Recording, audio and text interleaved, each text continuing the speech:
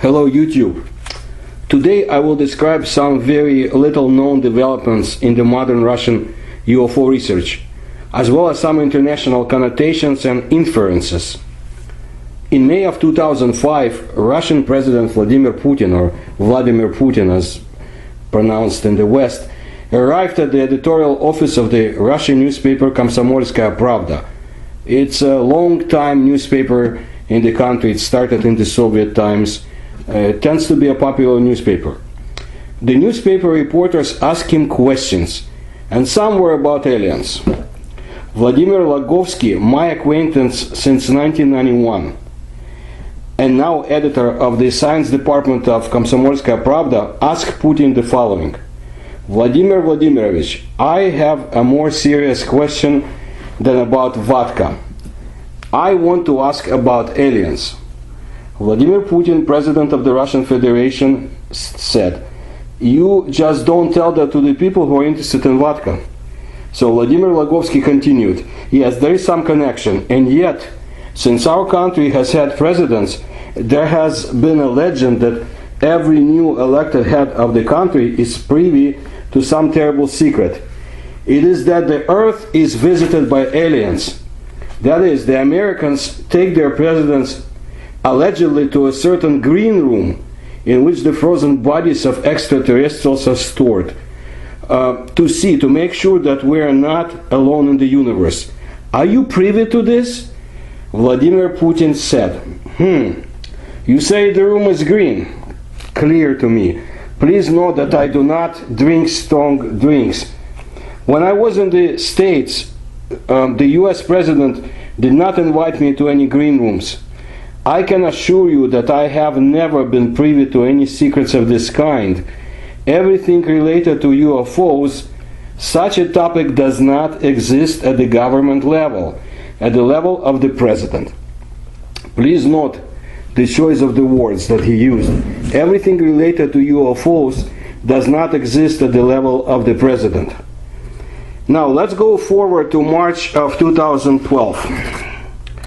In the complicated game of Russian presidency, it was Medvedev who was in that role in 2012. The presidency of Dmitry Medvedev began on May 8, 2008, when he became the third president of the Russian Federation.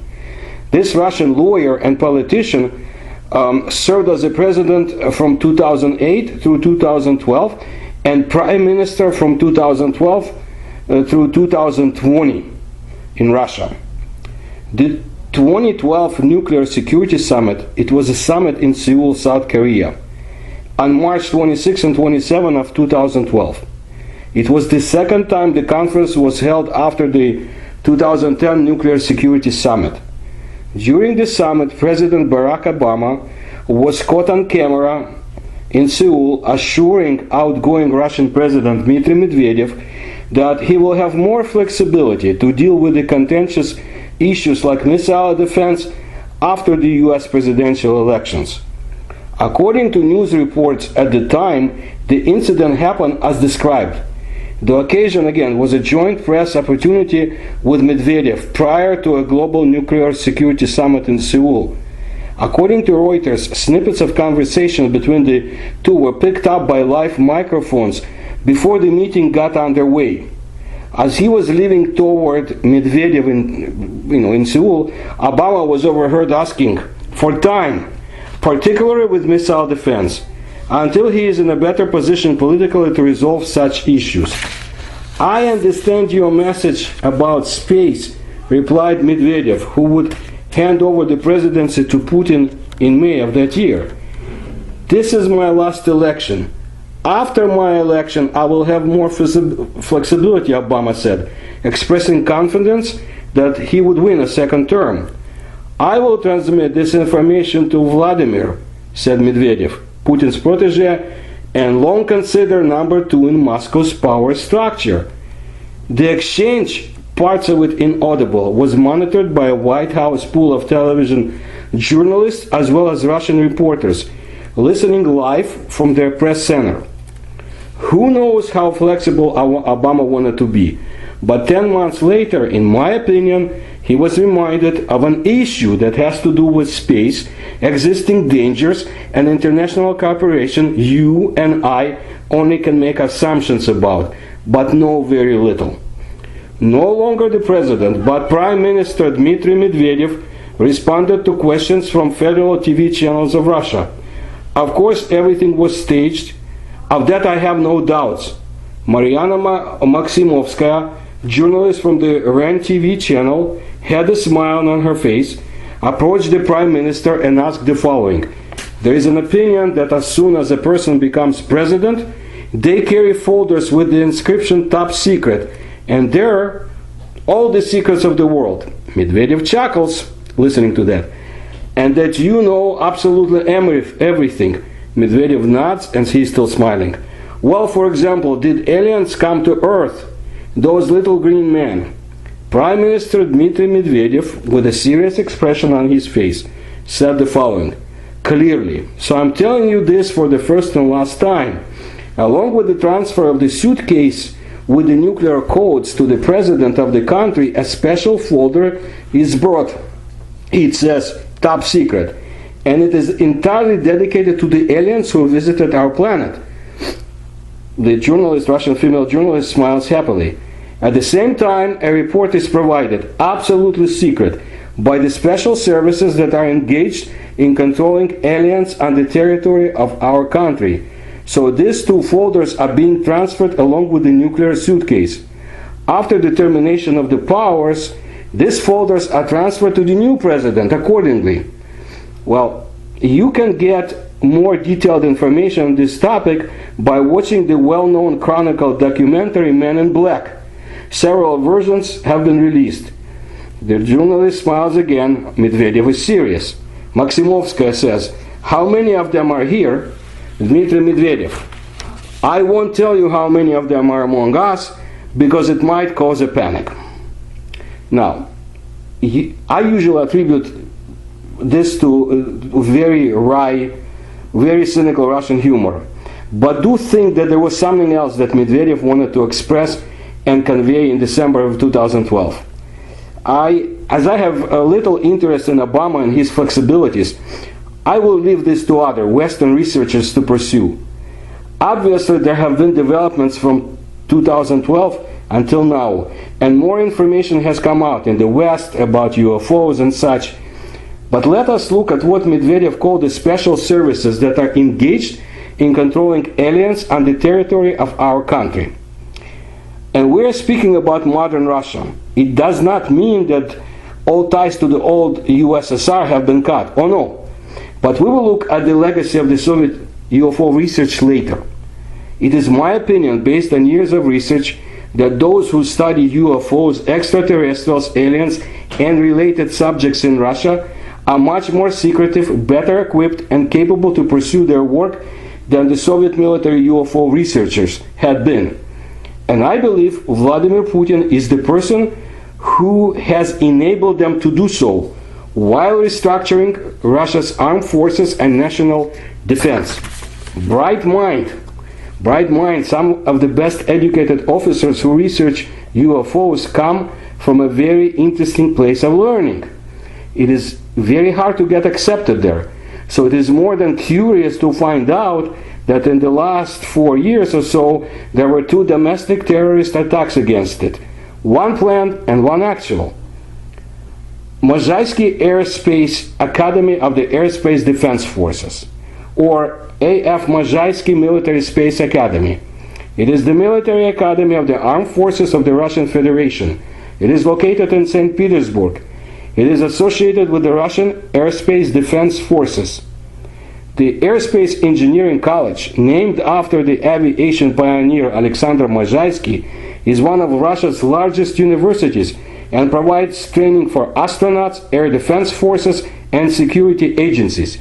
The academy, one of Russia's largest, is overseen by the Defense Ministry and trains officers to serve in air and space defense and other branches of the armed forces. It is in the center of St. Petersburg, the former imperial capital of Russia, that is famous for palaces that are a major draw to tourists. And who knows who else. The academy was established on January 1712 in Moscow as a military engineering school. During the first years, the facilities in the academy were not in such good position. But during the reign of Catherine the Great, our empress, whom I have to thank, I think, for invading nearby lands in incorporating my ancestors into the Russian Empire, well, under her, the school was renamed to the Artillery and Engineering Gentry Corps, and in 1880 the school got the name 2nd Cadet Corps. Since 1955, the academy has been named after the famous Russian engineer and mechanic Alexander Mazhaysky. The academy has been used to train GRU officers. For those who do not know, GRU, the erstwhile but still commonly used abbreviation for the country's Military Intelligence Directorate.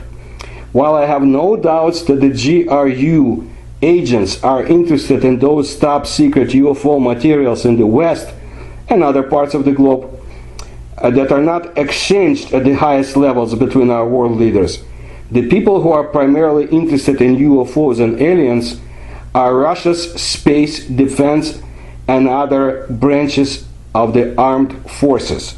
Let us look at where the graduates of the Mazhaysky serve. The Russian Space Forces are a branch of the Russian Airspace Forces that provides airspace warning, air sovereignty, and other related protection for Russia. Having been re-established following August 1st, 2015 merger between the Russian Air Force and the Russian Airspace Defense Forces, after the independent arm of the service was dissolved in 2011.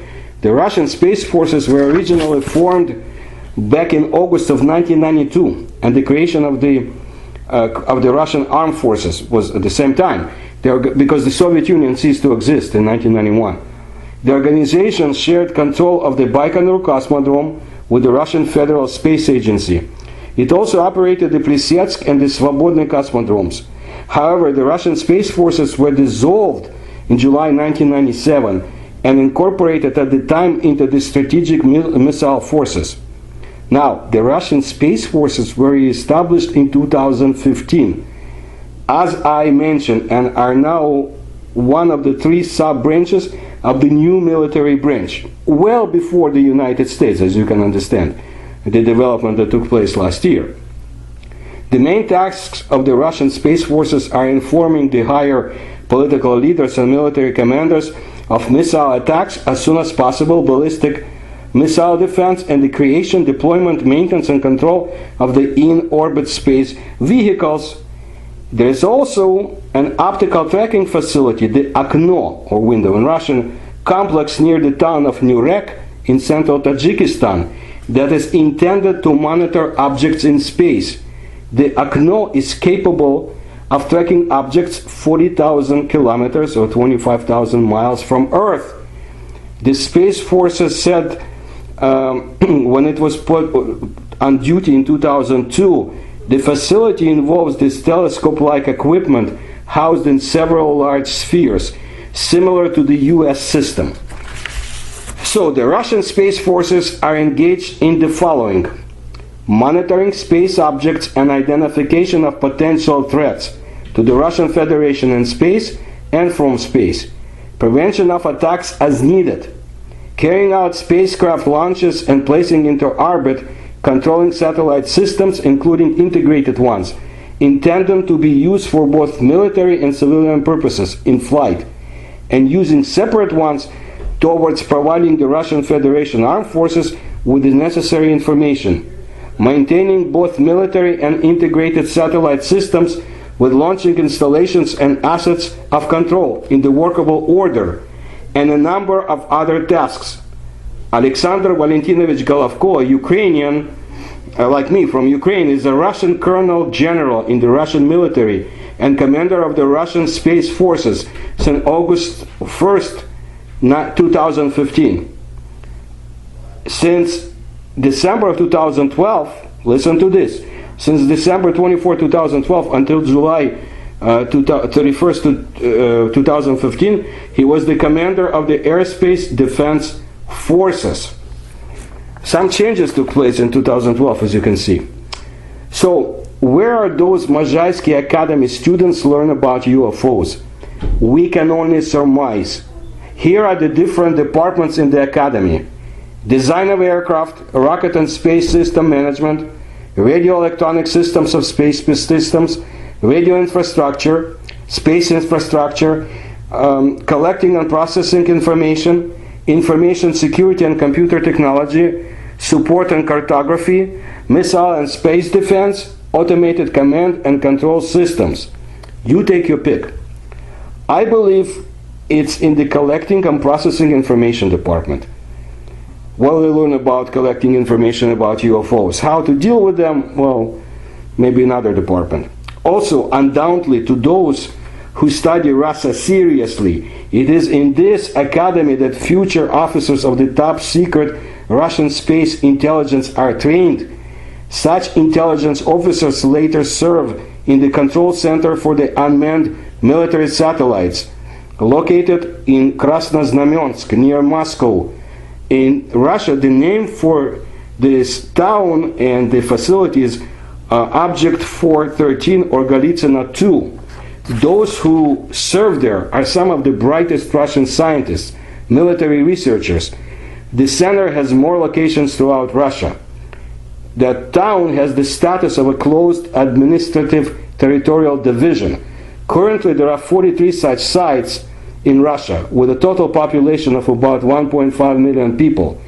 They were formed in the locations of military facilities of strategic importance of the country's armed forces, as well as newly created organizations engaged in the development, testing, production, storage, and disposal of weapons of mass destruction, including nuclear weapons.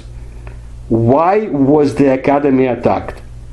And why was there another planned attack before the one that was carried out? We can only engage in guesswork and make inferences. Let's look at the 2000 case first. Rifat Zakirov, originally from Uzbekistan, a teacher at the Mazhaysky Military Space Academy in St. Petersburg, was the person who in 2019 detonated the bomb in the college. He passed a psychiatric examination, which found that he had certain abnormalities. Colonel Zakirov had a mental breakdown before the examination when he was under house arrest. The officer was treated and examined by experts, after which he returned home, where he was to remain until the investigation is completed. This is after he was arrested. The officer fully admitted his guilt, apologizing to the other teachers of the academy who were injured by the explosion of his bomb. So Rifat Zakirov, who was detained shortly after the explosion at the academy, which occurred on April the 2nd, wrote a confession telling the investigators of the main military investigation department of the Russian Federation where and under which circumstances he found the components from which he made the bomb. The explosion occurred during the neutralization of the device. 4 people were injured and had concussions, including Zakirov himself, who was a professional sapper or a combat engineer. Military investigators, details of the case are not disclosed by military investigators, but according to some reports, the action was related to housing problems that arose in the family of the colonel. In the case of defusing the bomb, he could count on a new apartment. He was trying to plant it, that's what they are meaning. Given the injuries sustained in the explosion, as well as the recognition of guilt and services to the motherland, because he was previously repeatedly awarded, including the so-called Order of Courage. The investigation did not seek to place him in custody, limiting itself to house arrest. But the reality was not so simple.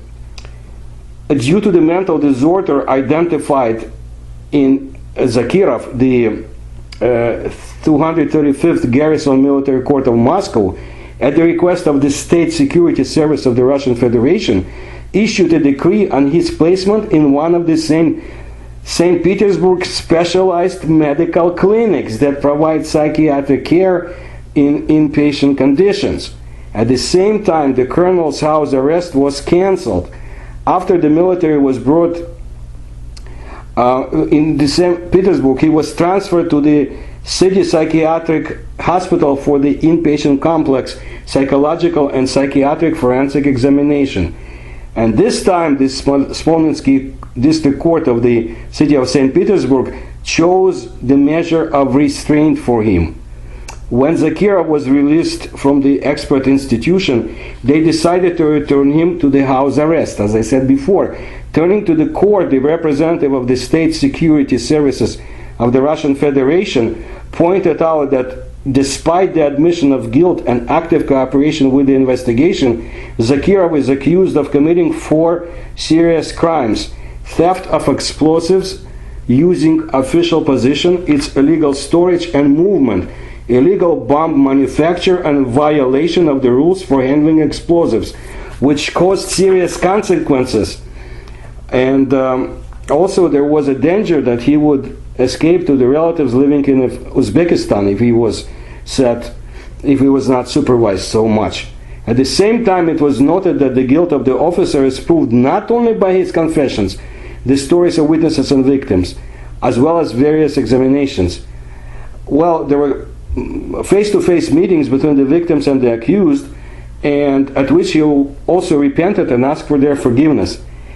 Interestingly, when extending the arrest for a period of up to 12 months, when the preliminary investigation should end, they hoped, the court took into account, among other things, that Rifat Zakirov was not dismissed from military service. He continues to undergo the service under contract at the Mazhaysky Academy. I do not believe we'll find out much more about this case, but here was a decorated officer who decided to act in an abnormal way, like maybe somebody influenced his mind. Now let's go back several years to 2017. And it was in January 2018 that the Moscow District Military Court held a visiting session in St. Petersburg to start the hearing of the case of the Mazhaysky Military Space Academy student Vadim Osipov, who is accused of plotting an act of terrorism and encouraging classmates to join him. By means of in-person meetings and communication, his social network page and the so-called Telegram cross-platform messenger service for smartphones and other devices installed on his phone, Osipov was persuading and offering other students, whose names I will not mention.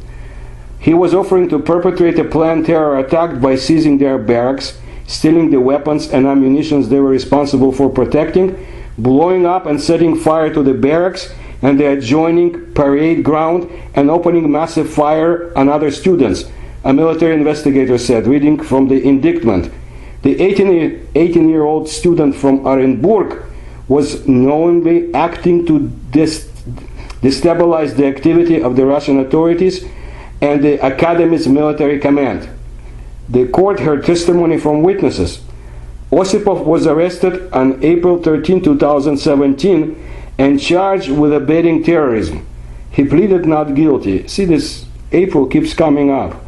April 2019, April 2017, April 12th is the National Day of actually Space Forces in Russia too, among other holidays. Anyway, according to the defense, the charges were brought after a teacher saw a page in a notebook depicting the scheme of the barracks and a plan to seize it in Osipov's he found it in Osipov's belongings on April 4, the day after the St. Petersburg metro attack. The student said he wanted to find the barracks witnesses and made frequent jokes about the terror attacks, but did not plan to do anything. That's what they say. The media said his mobile phone contained a book which was included on the federal list of extremist materials. I do not know which book it is. I'm not interested. And I do not know if Osipov was one of those Mazhaysky Academy students who would later join the search for UFOs. But I want to turn your attention to the fact that Orenburg has had a tremendous UFO sightings and encounters history, and I have mentioned cases in my books and lectures. Maybe Osipov's case is more complicated than has been reported. We just do not know enough, but you know, it takes a lot to get into the academy, and they do check out students. So it seems like directed attacks are being planned against the academy, one after another. It seems to me that some entities do not want the academy to succeed. But every year, more bright students, young men and women, enter this college. Do not underestimate Russia. Its space forces have been in existence decades before the Americans started theirs. Its UFO research has survived idiotic ideological restrictions of the Soviet period. While I have no doubts that at the highest levels our governments exchange information about outer space threats and development of significant importance, on other level, every major nation does its own research of UFOs and aliens, and Russia is not behind in this. We will talk more about the legacy of the Soviet times and modern UFO research. You can pick up a lot in the videos in my channel. I have been doing it for a number of years, and I think you will find them interesting. And if you like my research and can support me, please look in the information and links in the introduction to this video. Thank you for your attention.